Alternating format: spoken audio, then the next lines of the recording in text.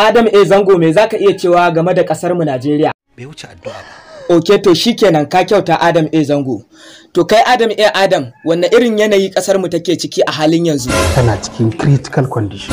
Okay, to shikenan. Kai kuma a dogon ja me zaka iya cewa? Me zazzabi daban mai shan magani daban? To karka damu, ni zan taimake ka. Wallahi ban yarda da wannan. Adam A Zango ko zaka iya gaya mana shugabannin Najeriya a wanne matsayi suke a wajenka? Yan wahala yan rainin hankali. Kai kuma na Buriska, naji an ce kai kake zagin Baba Buhari akan zai canza kuɗi. Duk tsohon da bai ji kunyar hawa jaki ba, jaki ba zai ji kunyar kare.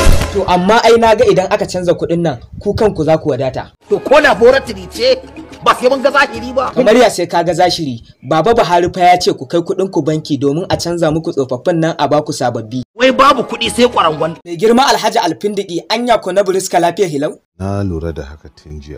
Shikenan tunda ka lura a bani dama zan nema masa magani. Ka tabbata? Kwarai kuwa na tabbata. Shikenan. An baka dama. Shikenan kai kuma yaya dan kwambo na dawo kanka me zaka iya cewa game da mulkin Najeriya? Gaje da kaddara ta kasance da. To kai kuma Namir na dawo kanka ina so ka dauke ni aiki a kamfanin ku. Okay ba damuwa. Ka yi min alƙawari ka tabbata? Na tabbata. To amma fa gaskiya ni ina so ka bani babban mukami a wannan kamfanin. Insha Allah ba matsala. To ke Baba Buhari fa ya ce yana so ya zarce. Amma yanzu me ra'ayinka? Ra'ayina kuma to na ma fasa yin interview da ke. Umma ta gaida Aisha. Kenan naji. Kai kuma Namir ina so a dauke ka a kai ka Turai domin a tabbatar da lafiyar kwakwalwarka. Me za a tabbatar? Lafiyar kwakwalwarka mana. Yes. Musa mai sana'a wanne fata za ka yi wa Najeriya? Zan yi sinkin. Za ka yi sinkin kuma? Kai jama'a, gaskiya mulkin Buhari nan kun ga yadda muke ciki. Kana da kuɗi ma amma ɗaya kake da wanda babu. To gaskiya ya kamata mu rage sharholiya. Dole mu rage yan tawa. Gaskiya. To jama'a, wai da ake cewa mu zaɓi Tinubun nan, wai shin Tinubun nan wane ne shi? Bigiman nonsense kuma.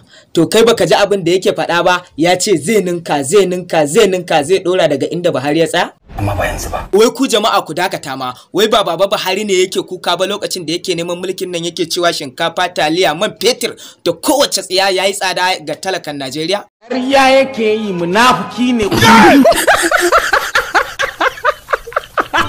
Kada ku manta ku danna mana subscribe a tashar mu ta Yusuf Boy TV. Mun gode.